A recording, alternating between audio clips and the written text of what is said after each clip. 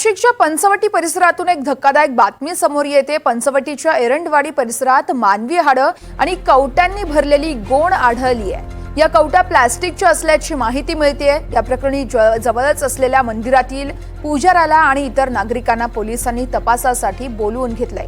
हा नेमका प्रकार काय आहे याचा तपास सध्या पोलीस करतायत। पंचवटीत यावेळेस मानवी हाडं आणि कवट्या सापडल्याचा प्रकार या ठिकाणी घडलाय। हाडं आणि कवट्यांनी गोण सापडल्याची या ठिकाणी माहिती मिळतेय। पुजारी आणि स्थानिकांकडून सध्या पोलीस चौकशी करतायत।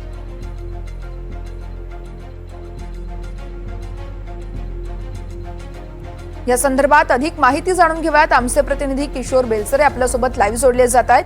किशोर, खरं तर नाशिक मधला एक धक्कादायक प्रकार म्हणावा लागेल।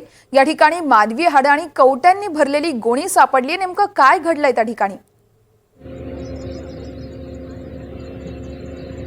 वर्षा, काल संध्याकाळी रात्री उशिरा एक गोणी पंचवटीच्या एरंडवाडीमध्ये पंचवटी पोलिसांना आढळून आली होती। ह्या गोणीमध्ये हाडं आणि कवट्या सापडलेल्या होत्या।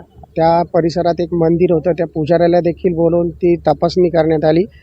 मात्र जेव्हा सकाळी पोलिसांनी आम्ही चर्चा केली असता पोलिसांनी सांगितलं ही प्लॅस्टिकची हाडं होते, त्याच्यामुळे प्लॅस्टिकची हाडं असल्यामुळे तपास एकंदरीत थांबलाय। परंतु ही का ठेवण्यात आली होती याच्याकडे सर्वांचं लक्ष आहे।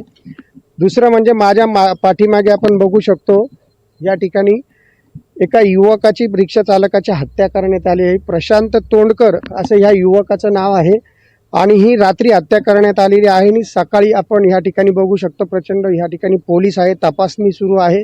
ही हत्या का करण्यात आली याचा अद्यापपर्यंत माहिती नाही। परंतु हा रिक्षा चालक पेठरोड आणि CBS या ठिकाणी लिंक रोडवर हा रिक्षा चालवत होता। मात्र या ठिकाणी त्याच्या जवळ पडलेले काही दगड देखील आढळून आले। ह्या दगडाने त्याची ठेचून हत्या करण्यात आल्याचा संशय देखील या ठिकाणी निर्माण होत आहेत। वर्षा, अगदीच या संपूर्ण प्रकरणासंदर्भातले प्रत्येक अपडेट तुमच्याकडून जाणून घेत राहू किशोर। तुर्तास धन्यवाद तुम्ही दिलेल्या सविस्तर माहितीसाठी।